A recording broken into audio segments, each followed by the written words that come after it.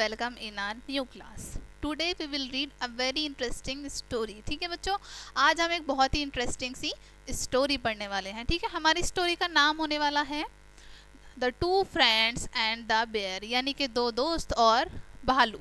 ठीक है, इस स्टोरी में हम पढ़ने वाले हैं दो दोस्तों के बारे में और भालू के बारे में. ठीक है, सो स्टार्ट करते हैं बच्चों.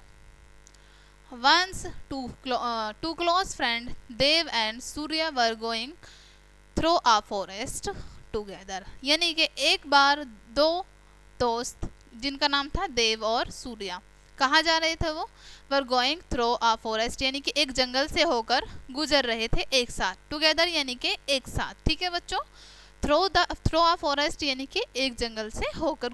ठीक है, it was a thick forest, यानी कि यह जो है वो बहुत ज़्यादा घना जंगल था. थिक यानी कि घना. देव वॉज गेटिंग अफेयर्ड, यानी कि देव जो है वो बहुत ज़्यादा डर रहा था, उसको डर लग रहा था. अफेयर्ड यानी कि डरना बच्चों. He told Surya friend I am getting afraid, वो कहता है सूर्या से कि मुझे डर लग रहा है. ठीक है, अफेयर्ड मैंने अभी आपको बताया बच्चों, डर लगना, कि दोस्त मुझे डर लग रहा है. Let us move very fast, वो कहता है कि हमें जल्दी जल्दी चलना चाहिए. ठीक है, both began to walk very fast, अब जो दोनों दोस्त हैं वो जल्दी जल्दी चलने लगते हैं. वेरी फास्ट यानी कि बहुत तेज तेज चलने लगते हैं. वॉक मतलब चलना. ठीक है बच्चों. When they reached the middle of the thick forest, यानी कि जब वो घने जंगल के बीच में पहुंच जाते हैं. मिडल यानी कि बच्चों बीच में, है ना. जब वो घने जंगल के बीच में पहुंच जाते हैं, they saw a dangerous bear standing before them, तो उन्हें क्या दिखता है कि उनके सामने या फिर उनके आगे एक बेयर यानी कि एक भालू, डेंजरस भालू जो है उनके सामने खड़ा है. ठीक है. After seeing the bear Surya rushed very quickly toward a tree, यानी कि बेयर को देखकर, भालू को देखकर जो सूर्या है वो तुरंत पेड़ के पास पहुंच जाता है. ठीक है,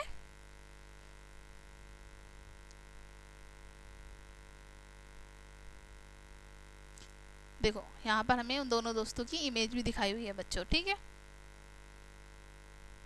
after seeing the bear Surya rushed very quickly towards a tree, यानी कि बेयर को देखकर जो सूर्या है वो बहुत तेजी से पेड़ की तरफ भाग जाता है. ही इमिडिएटली क्लाइम्ड द ट्री, वो जल्दी से कहाँ चढ़ जाता है. क्लाइम्ड का मतलब कूदकर पेड़ पर चढ़ जाता है.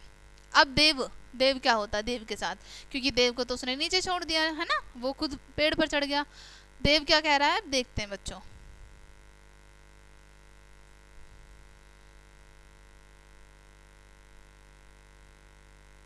देव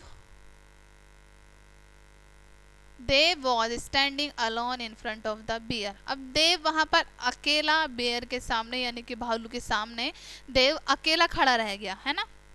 स्टैंडिंग यानी कि खड़ा रह गया. He did not have any time to run away because the bear was coming toward him, यानी कि अब उसके पास इतना टाइम या इतना समय नहीं था कि वो भी पेड़ पर चढ़ सके, वो भी पेड़ पर कूदकर चढ़ जाए, है ना. But he was a very intelligent man, लेकिन वो बहुत ज़्यादा बुद्धिमान व्यक्ति था. ठीक है, वो बहुत ज़्यादा कैसा था, इंटेलिजेंट व्यक्ति था.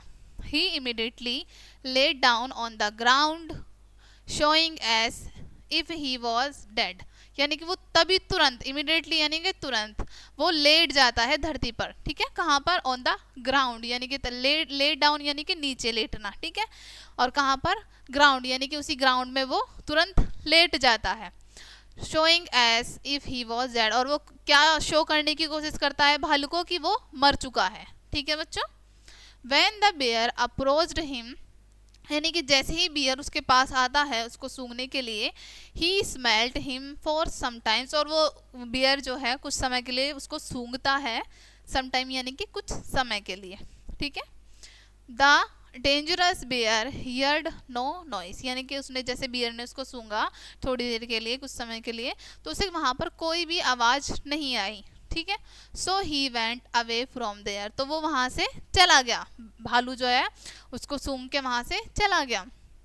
Surya now come down from the tree and curiously asked Dev, curiously यानी कि जिज्ञासु होना, है ना, एकदम से जानने की इच्छा रखना. अब यहाँ पर सूर्य नीचे उतरता है पेड़ से, है ना.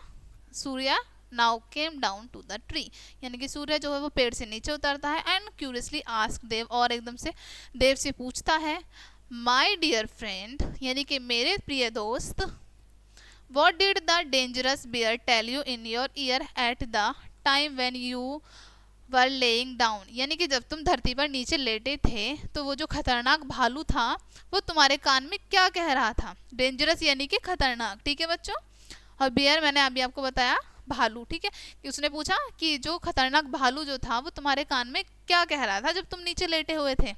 लाइंग डाउन यानी कि नीचे लेटना, ठीक है बच्चों। Did he tell you something confidently, यानी कि उसने पूछा क्या उसने तुमको कुछ बताया, ठीक है।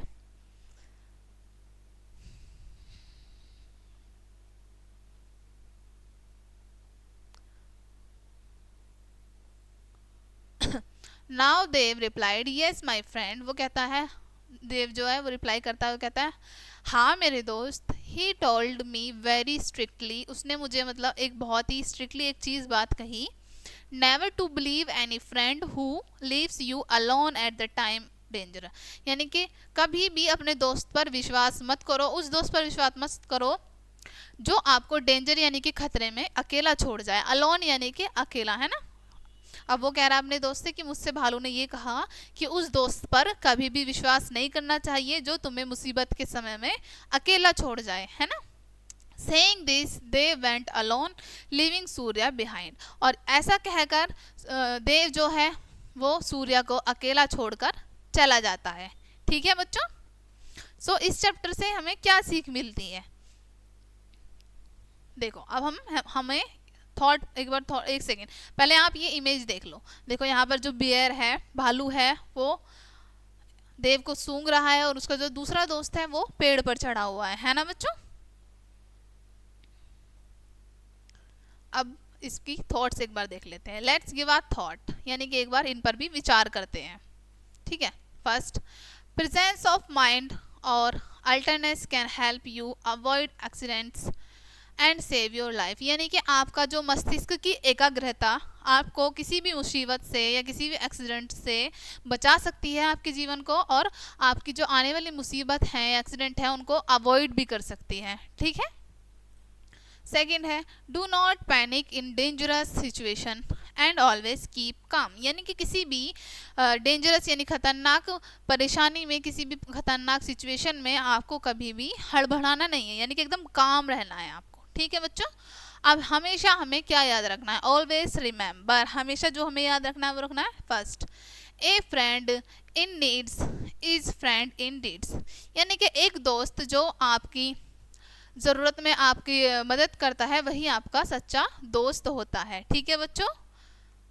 Second, never leave your friend in a difficult situation, यानी कि कभी भी अपने दोस्त को हमें किसी भी डिफ़िकल्ट सिचुएशन में नहीं छोड़ना चाहिए, ठीक है बच्चों। सो आज हमने इस चैप्टर से यही सीखा कि कभी भी हमें अपने किसी भी दोस्त को किसी भी मुसीबत के समय नहीं छोड़ना चाहिए, हमेशा उसका साथ देना चाहिए अगर वो किसी भी परेशानी में, किसी भी मुसीबत में है तो, ठीक है बच्चों। और मिलते हैं आपसे नेक्स्ट वीडियो में। आई होप कि ये चैप्टर आपको अच्छे से क्लियर हो गया होगा। देखने के लिए आप सभी का बहुत बहुत शुक्रिया।